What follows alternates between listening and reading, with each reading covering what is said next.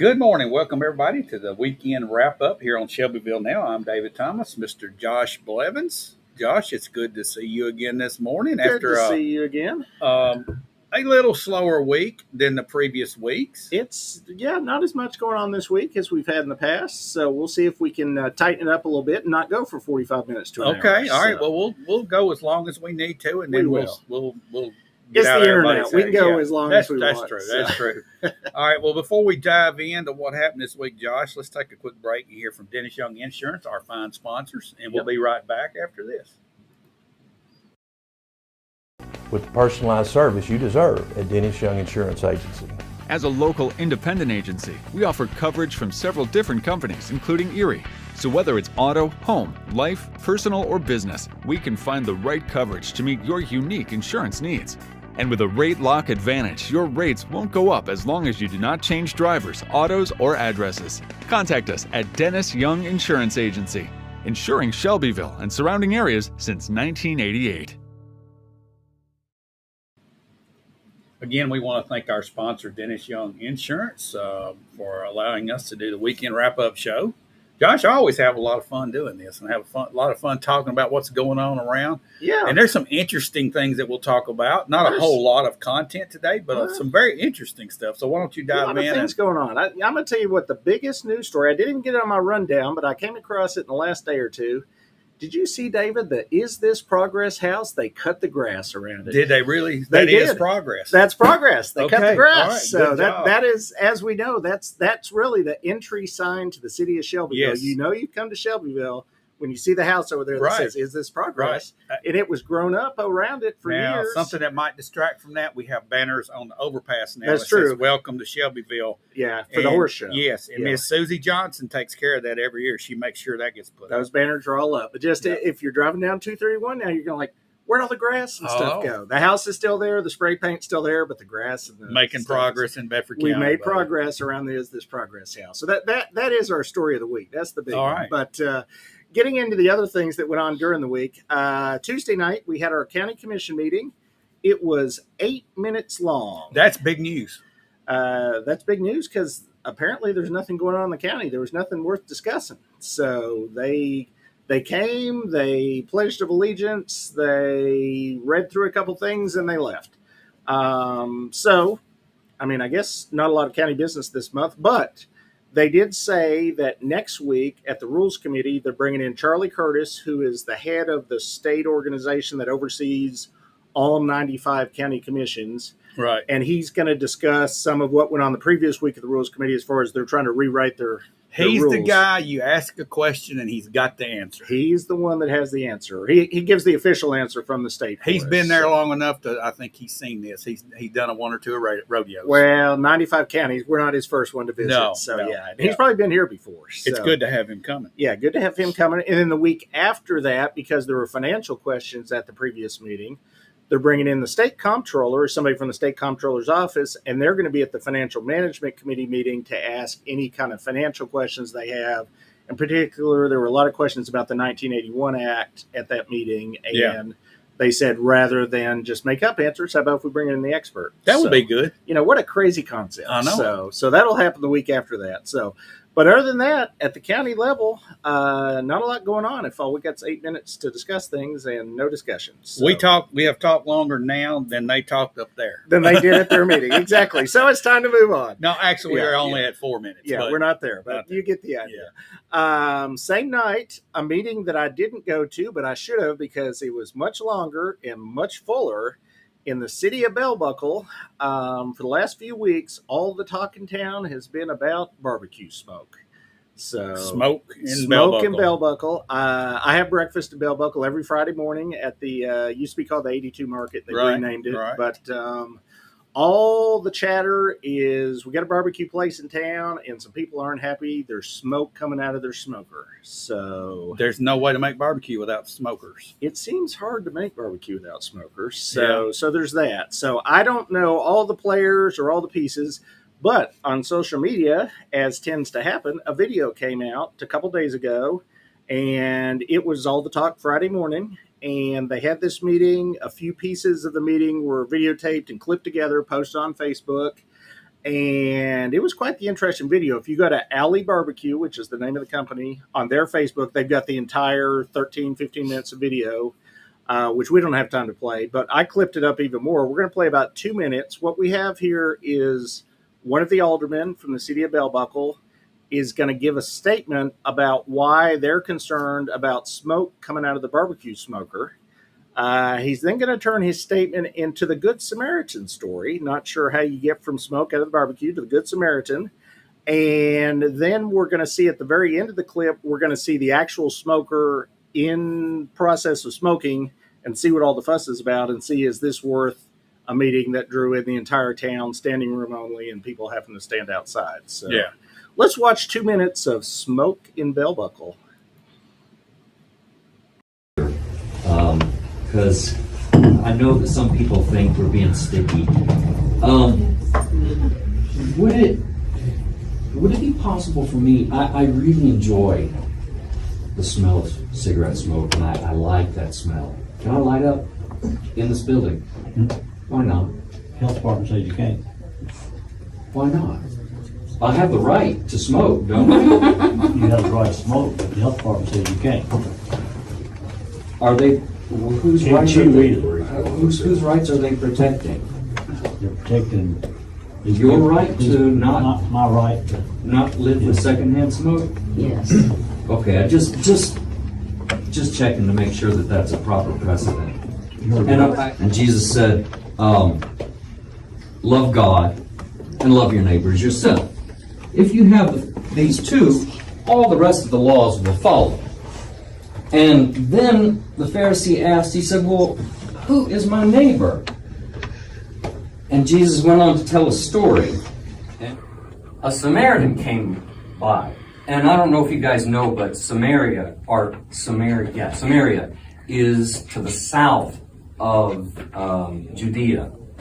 So the Samaritan came by and he said, "Hola, amigo. What you doing? You got a pre-existing condition?" He didn't say anything. He says, "Oh no, I'm going to drag my ass over here. I'm going to put the man on my donkey. And I'm going to take care of him." That might be a little bit much. Yeah, that's a little bit more than what I want to cook at because I just put the wood in. But once that burns down, then I cook. So really, this is about as much smoke as what I want. Okay. Josh, there's a lot of stuff going on. A lot in that went video. on at that meeting. I don't know any of the parties involved. All I did was hear the rumors and saw the video. Let's work backwards from the end of the video. If you look at the end, you can see there's a smoker. It's out in the alley, hence the name Alley Barbecue. Right. And it's got the longest chimney I've ever seen coming off a smoker. They're trying to push that smoke way It's up a good in the air, 15 so feet tall. it's It a goes tall- above the roof. above the roof. Yeah. So they're trying to get the smoke up in the air. So at least to me, just from the video, it looks like they're putting in some effort there. On top of which, it's a barbecue restaurant. I'm kind of expecting it's going to be hard to operate it without smoke. Smokeless barbecue just doesn't sound like But something that's here's going to sell well. One of the things about being a patron of a barbecue place is smelling that smoke before you go inside. Yeah, that's kind Man, of this is good. This is It's good like stuff. a drawing card, okay? Yeah. I mean, you walk out, and I love the smell of barbecue, man. I do as well. Now, maybe if I lived in a house and like the chimney went by my window or something, I don't know. It seems a little crazy to me. And then going further back in the video, I didn't realize the Good Samaritan was a Hispanic gentleman from Mexico, but that seems to be the implication there. So I'm not sure what was going on with that speech. And actually, a lot of what was said in that speech was offensive enough to enough people that if you now go on the Facebook page of Webb School, you'll find a nice press release about that speech saying that the gentleman who gave it was an employee of Webb School and they don't agree with what was said. So Wow. we'll leave that at that. That's between them and him and the rest of the people of Bell Buckle. But the final solution they came to at the end of the meeting was no solution at all. They're going to, which is what happened. This is the second month this has come up. They're going to revisit it in 30 days and see what they're going to do about it. This seems to be the tendency around here. Defer. Defer. Yeah. Toss it down the road. But my Yeah. question to you, Josh, was there any talk Well, you weren't there, I but wasn't maybe there, you've heard a yeah. little bit more in some of these conversations in that area Yeah. since you do the breakfast thing. I do the breakfast thing. All right. Yeah. Is there any talk of like maybe since this is a problem, what about chimney smoke this fall and winter when people are burning their firewood? We're going to stop that too, or? You would think that would be a similar kind of smoke. I don't know. I mean, you heard him compare it to cigarette smoke there. I don't think smoke coming out He of your loves to smoker is smoke. He loves to he smell seems to like cigarette. smoking inside, which is not allowed. But these people are also not smoking their meat inside. It is out in the alley at least. Right, So right. if it was in the building, that might be Well, a that little would be more a big concern. time That'd be a problem, yeah. problem. So, Okay, so this is a business trying to conduct a barbecue business in Right, Bell Buckle. in Are Bell there Buckle. any other barbecue places in Bell Buckle? There's not. they are the barbecue place in Bell Buckle. Yeah. So that's it. This So- would be a great addition to Bell Buckle. Okay, you've got the Bell Buckle Cafe. You got the cafe on one end, and you then got you've all got- the antique shops. Yes, You got and- the ice cream place on the other end. We it also need- has the fried pies. When I say we, a Bedford County person that goes there, right, barbecue could be good over there. it could be good. I've only eaten there once, but I did eat there once right after they opened it. It was really good barbecue. So So this I'll is probably go deferred, back. and we're going to talk about it later. We'll hear more about smoke and Bell Buckle at some point in the future. All right. So, and there'll probably be a lot more of it on Facebook, and I just watch social media. There's always drama. Oh, going yeah. on. So that's it in Bell Buckle. Moving forward to the next day of the week, Wednesday, we found out that TDEC, Tennessee Department of Environment and Conservation, has given the city of Shelbyville $2.5 million to expand H.V. Griffin Park. Okay. Which we knew this was coming, but the key to that 2.5 million, we don't give you 2.5 million unless you also spend 2.5 million of your own money. Yeah. So what is now going to have to happen if we want this money is we've got to find money out of our own budget to match it, or we need to get out there quickly and find some corporate sponsors and get some money flowing in, because this is the first phase of putting a nice soccer park over in HV Griffin, which we found out at the first city meeting that this came up in. And also just from the number of comments and stuff on Facebook, soccer is kind of popular around here. Yes, So- it is. And not just around here. I mean, in general in the U.S., I mean, people like their It's soccer. grown in the Southeast for Yeah. the last decade or, Oh, or 20 more. years. I and- did with my three boys. We did. I was at rec soccer for, I want to say 15 years straight. I mean, and there were some weeks when I had three different ones playing. We'd be on a soccer field like 4 or 5 nights a week. So it's a big deal. Yeah, And- 40 or 50 years ago, nobody knew what soccer Yeah, was. it was I all mean, now baseball it's just come rushing in. Yeah, it's come rushing in. And we don't have a good facility here in town. So this is a good idea on paper. The question is, how do we get there without, one of the questions I saw posted on as a comment was, oh, here comes a property tax increase. Well, we don't want to, raise property taxes to put in soccer. We need to find a better solution Right. where we can get it out of money we already have in the budget, or again, maybe some corporate sponsors. Yeah, if we're going to or- raise property tax insurance, Josh, we need to be fixing infrastructure. Yeah, not This yeah. is not infrastructure. No, this this is is a- entertainment. Yeah, and this sports, is a so want more than need. Although it's an Right. important want. It's not. Yeah, Yeah. it's not. Well, Just you could- frivolous. But You hear the proponents of this say, well, we could really draw some big tournaments in here, and that's Yeah. that's one thing that's a positive there that could bring some revenue. that will help. But yes. we've got to have hotels. We've got to We gotta have have a lot of better other rest. stuff, We got to yeah. upgrade a lot of stuff to get Yeah, there. yeah. Maybe we can do all this stuff simultaneously, Josh. That would be nice. Why don't you So- just write a check and take care of this? Yeah, I was thinking the Blevins soccer complex sounds good, but my bank account's a little light on the Little light $2.5 on the million. all right. Okay. right Well, now, from what I so- understand, the entire project was going to be 14 million. 14 was the ask. Well, they asked the state for 7 with us matching 7. Even the state came back and said that seems a little stout. Even the state didn't think we could match 7. They Yeah. came back and said, how about 2.5? We'll go 5. And Five. I don't know a lot about building soccer fields, but I think for $5 million, you could get some pretty nice soccer Yeah, fields. you got the land already. It's a flat piece of grass with a fence around it. I mean, I know you got to have drainage and stuff, right. but I mean, There's some land excavation that has to yeah, happen. there's not. I mean, it's not football where you need big structures. I mean, we're not building an indoor stadium here. These are open fields for soccer. So for $5 million, I'm feeling like That's you a good should be able to- start. yeah, you should be able to get something. So we'll see. I would expect at the next city study session or city council meeting, they'll start discussing this in public, so we can kind of get a feeling from Right. city council where they're thinking on this. So we'll be looking forward to that. Thursday evening, we had the school board meeting, which this was the meeting where they had the final vote on something we discussed 2 weeks ago, which is the ESSER 3.0 money. This is the last little bundle of COVID money, believe it or not, here in 2024. We still had COVID money from the federal government that was sitting there. And if we didn't have a plan for it by the end of September, it was going to stop sitting there and we were going to lose it. So it was $3.9 million. As expected, the school board voted unanimously to spend it. They had 2 workshops, set up a list of things. I went to the first workshop, missed the second one.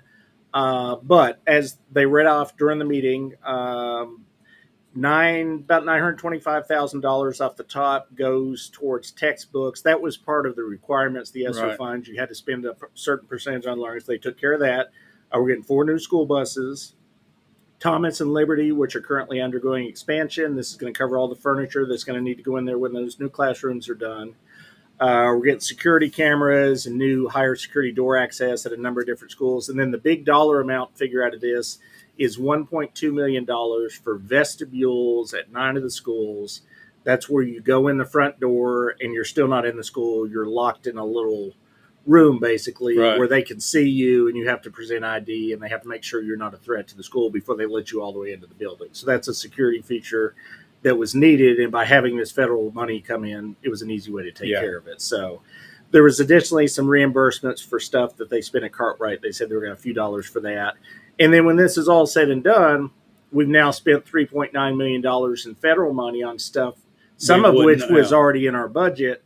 So we've now got that money left over. So now they can have workshops to say, hey, if they didn't name what that dollar amount was, but for instance, if it's $2 million that was already in the budget, they can say, hey, we got $2 million extra dollars now. I know what they can do with it, Josh. We can help supply our teachers.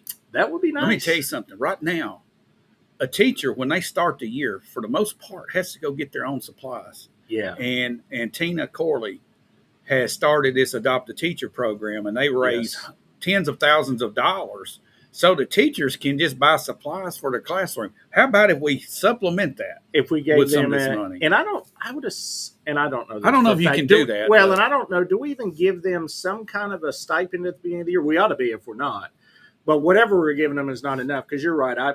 I bought 2 teachers I know. I went on their Amazon wish list and got them something this year just because, you feel bad. They're going in. I mean, we don't pay them enough anyways. And then they're out there buying, markers. Some of them may have to spend up to $500, $600, $800 for just basic supplies for the classroom. How about if we use some of that money to get a boost? And I don't know what the dollar amount would be, but we should have a $500 stipend or $1,000 stipend at the beginning of the year. That's a lot of money when you go around to all the teachers. I get it, but they have to have this type of stuff for kids. I mean, they're not buying it just la-di-da to have. But hats off to Tina Corley for doing that. She started that a few years back. Yeah, and they do great work with that. So, a couple other notes that came up during the school board meeting that I thought were interesting. Our attendance so far, and we're very early, so we don't know for sure, but we're a little over 100 new kids more than we were last year. So that's about on track for what we've been seeing year to year. We're getting about 100 students every year. So we're kind of, even with what we've been doing. And then at Cartwright, they've already got 572 kids in classrooms. And that's not even counting the pre-K classes, which they gave that number and I didn't write down, maybe 60 or so of those. So already that school, it's not at capacity or anything, but it's got more than they planned to start with. So, and I can tell you, because I live in a Cartwright zone neighborhood, we got 125 houses being built in our neighborhood that'll be ready in about another year and a half. So and all those kids will go to Cartwright. Well, here's my question. At this current number, it had to pull from other schools. So the question is, did that free up some other schools? And it had to. It had because to, our overall numbers are up. Yeah, we're only up 100. Yeah. Okay, and you freed up 470 kids somewhere. So some other schools have some space, and that's helping, I'm sure, with less. So this is taking some pressure off. Yeah. Yeah. Now, another place they did say, though, we got pressure. Talk about pressure. Yeah, I know. Shelbyville Central High School is busting at the seams. So and it's going to continue. I've heard 1,650 kids or something in there. It's full. So they're walking up every day. Yeah. So we've really got to start thinking hard about that next high school, which is probably going to happen at Liberty. 75 or 80% of these that are walking up are they're English as a second language too. Right. Mostly Hispanic, mostly non-English speaking that have to, the ones that are coming in the middle of the year. Right. And they're short. There's a shortage on those teachers. So that's just putting pressure all the way around on the school system. And then another thing they discussed a little bit, and they didn't get too deep into it because they didn't approve it, but I thought it was interesting, so I thought we'd discuss it briefly. We're going to get therapy dogs in some of our classrooms, apparently. So, and what I found out during the meeting is we actually already had 2 teachers that were bringing therapy dogs, and now their dogs have to go away because we couldn't decide on a policy at this most recent meeting. So explain to me, Josh, and explain to our audience, what is a therapy dog? I did a little bit of reading and on the Googles and research and just what I heard at the meeting. And near as I can tell, it's a dog the teacher brings in to just help the kids, with emotional support and, feeling better about, life. And I don't know. Honestly, David, when I went to school, we hiked in the snow barefoot uphill both ways, a mile each direction. And if you took your dog, they'd shoot the dog when you get there. So it's bad. a whole different world. So I realize we may not fit in this world anymore, but I just thought it was interesting that we now have therapy dogs. And actually, part of my reading, Franklin Special School District, which is a fairly nice school district, they've got 9 schools in that school district. Every single one of them has a therapy dog in the school. Where is this? Franklin, Tennessee. Yeah. Franklin Special School District. All 9 of their schools have therapy dogs. And this is apparently a thing now. So I guess we're catching up with the trends. So we're going to have therapy dogs as well. So I'm speechless, Josh. They did mention they're limiting it to dogs. There will be no therapy chickens, no therapy monkeys. Well, it's good to know that. Yeah, we're no staying monkeys with dogs. into the classroom. Yes. So that was the school board meeting, and then Friday morning I went to our election commission meeting, 8:30 in the morning on Friday. Went straight from my bell buckle discussion of smoke and bell buckle straight to the election commission. And at that meeting, they handed us the candidate list, and we'll start with the smaller towns. Town of Normandy, we have one person running for alderman, Cody, I'm going to slaughter this name, Sherrock. They've actually got 2 of those spots available, so they don't even have enough people running to fill right now. Wartrace, 3 aldermen at large, Benjamin Cataldo, Matthew Evans, and Thomas Batchelor. They have 3 open spots, so those 3 names will get those spots. All they got to get, I would assume, would be 1 vote. So, yeah, unless somebody is really upset with one of those 3 and runs a write-in campaign and beats them, but I don't see that happening. But bigger races in the city of Shelbyville, we have 3 wards that have open seats coming up in November. Ward 1, we have Councilmember Henry Feldhaus, and he's unopposed. So I'd say evidently Ward 1 is happy. They're happy with Mr. Feldhaus. So he will once again be the council member for Ward 1. Ward 3, however, we have 3 candidates there. We have the incumbent, Gary Hale.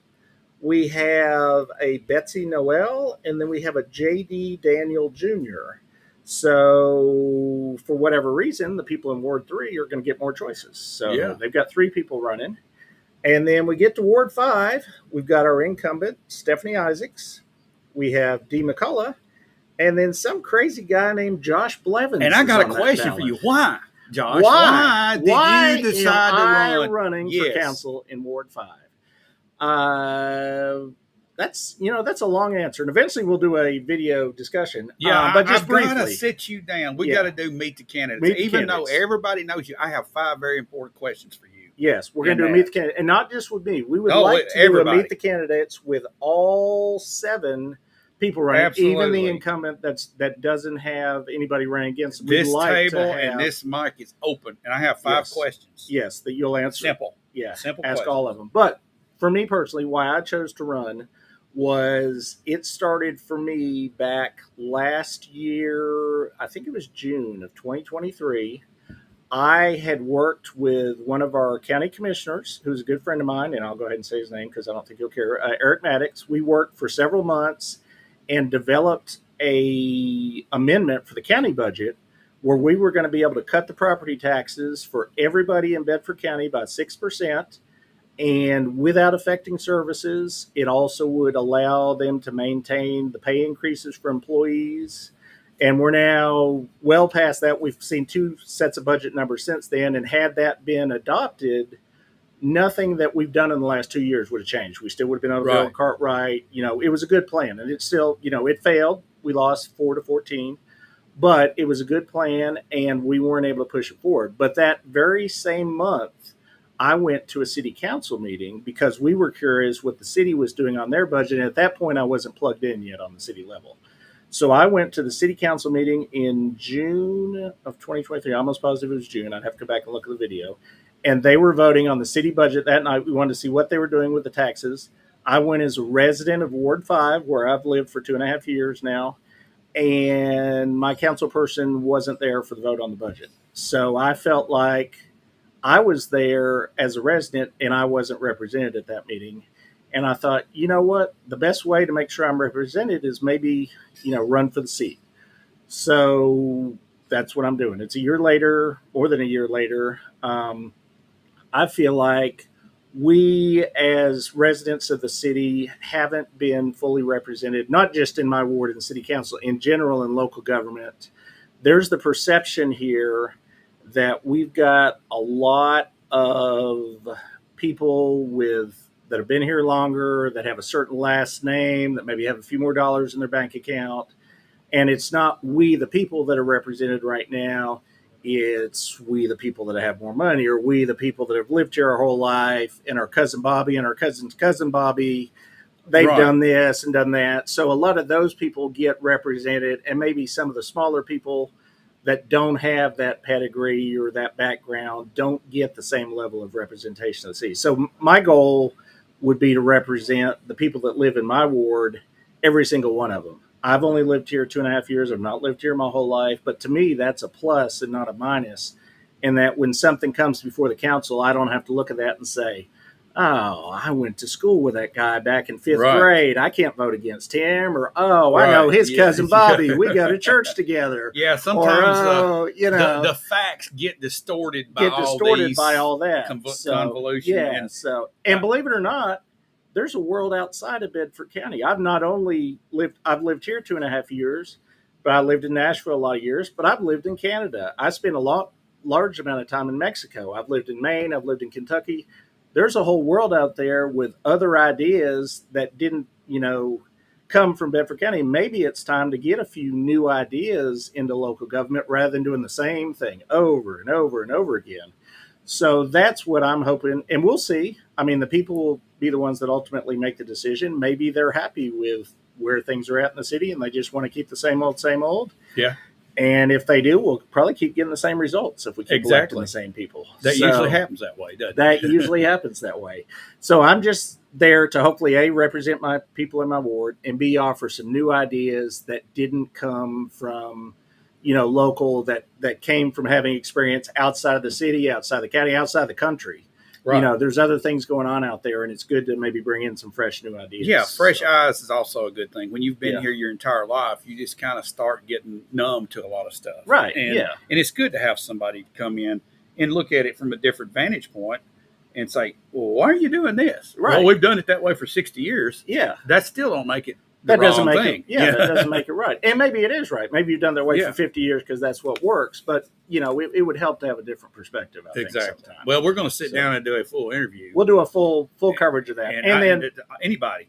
And we'll try, and at least the three that are currently in council, I'll see them at council meetings, and I'll personally invite them to come on and do an interview. Right. And then the other two that are running, we'll try to reach out through Facebook wherever we can. Or if anybody's watching and knows some of the other candidates, have them. Yeah, we'd love to. I think my cell phone number still scrolls across our screen, yes, so they can text or call, and we'll set up an interview. And then on top of that, what I would love to do, and this may be a pipe dream, but I would love for us to have a town hall where we could bring in the candidates for city council and have maybe a couple members of the media, moderate, like we've got our two newspapers or the radio or, anyone that's in the media. But in particular, have people from the community be able to come in and actually ask questions and say, hey, where do you stand on this? What do you feel about, this PUD that's going into my backyard? What do you think about this chemical plant they just stuck behind the hospital? There's a lot of things going on in the city, and it's hard when you walk into that ballot box and cast a vote. I sit here and I talk way too much every weekend on Saturday. It's not too hard to figure out where I stand on a lot of issues, but some of these other people, I don't know where they stand. Even people that I'm running against in my ward, and I live there, I'd like to know. I mean, I may sit down and listen to them talk, and I think, man, I may not vote for myself. I may vote for that other guy. So, but I don't know that without hearing their positions. Right. And the best way to do that would be some kind of Q&A. either an interview here with you or some kind of town hall. We could do Sure. it at the Ag Center. There's a number of churches I'm sure they'd be willing to Oh, host. absolutely. Yeah. And just have people from the community come in and say, hey, I live here. This is my concern.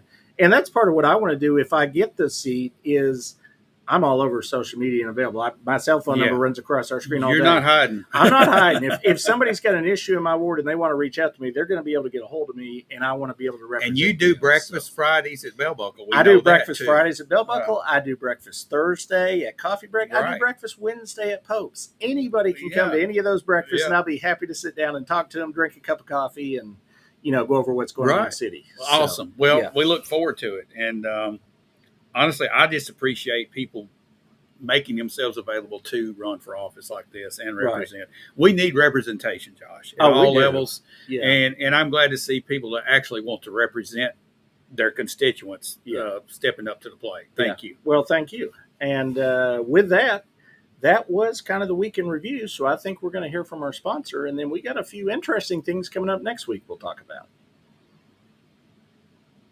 We'll be right back. with the personalized service you deserve at Dennis Young Insurance Agency.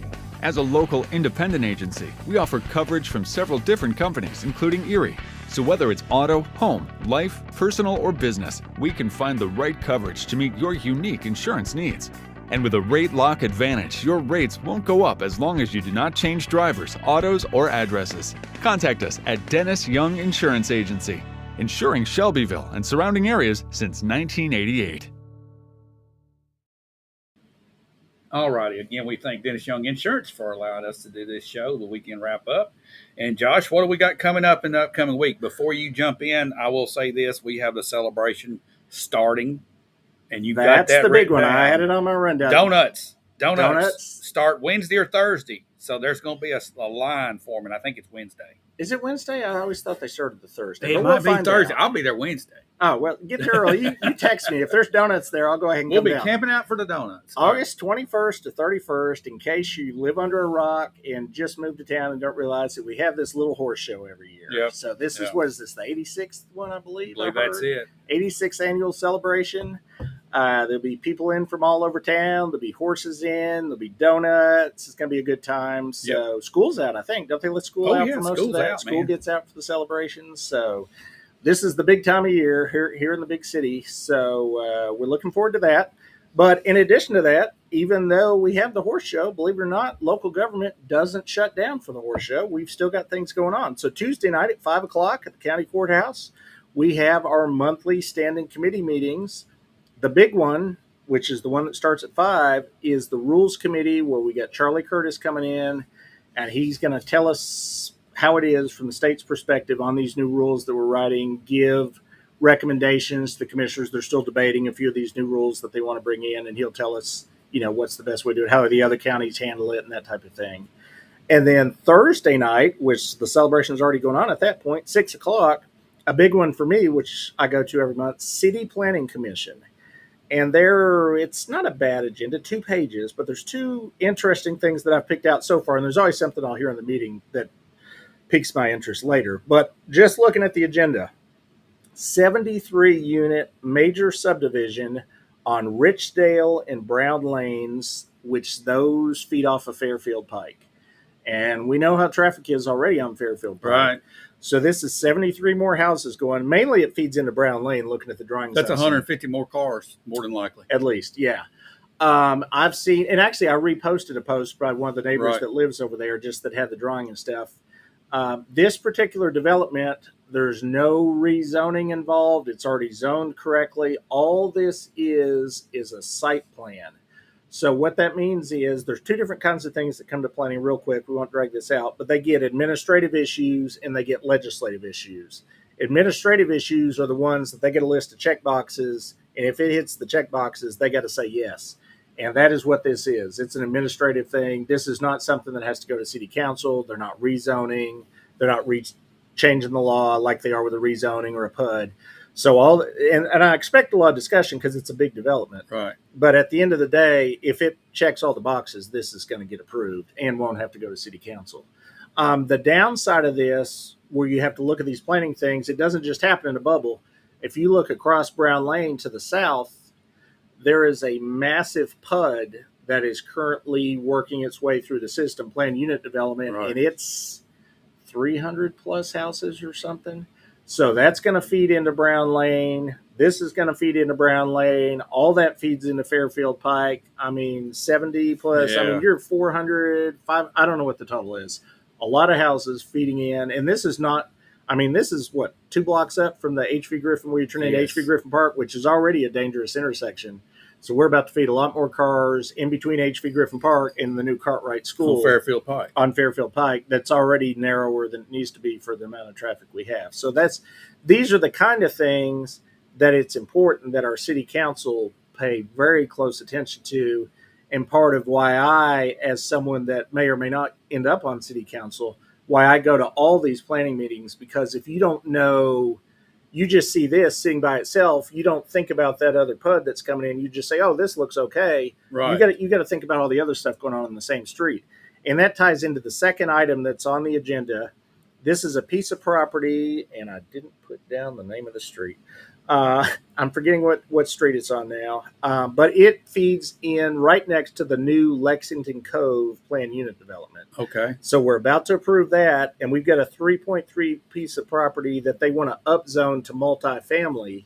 More So apartments, more than likely. it would be it could be 3 or 4 unit townhomes, and this is going to feed in right where the Lexington Cove is. Morton Avenue is the name of the street. Morton Street. Morton Street. It's going to feed right in next to an intersection that, if you have been following planning and have read the notes, our city engineer already said this was going to be a problematic intersection when Lexington Cove is done. They didn't like how they fed it in. They ended up approving it, but we're now going to throw another set of townhomes in right next to that entrance and Yeah. make it even more dangerous. So these are things that planning needs to look at very carefully, and I'm hoping they will, but I'll be there to, hear what the discussion is. And this right. is a rezoning, so this will go to city council eventually, so they need to also So pay attention. very important So, meeting on Thursday. Yeah, on Thursday. So, but with that, that'll be the meetings I'll be at this week, and I'm sure something will come out of left field. But always something comes out of left field. But we'll be back here at the same time, same place, same channel, and talk about it all again next week. We'll probably be talking about some horses then, And too.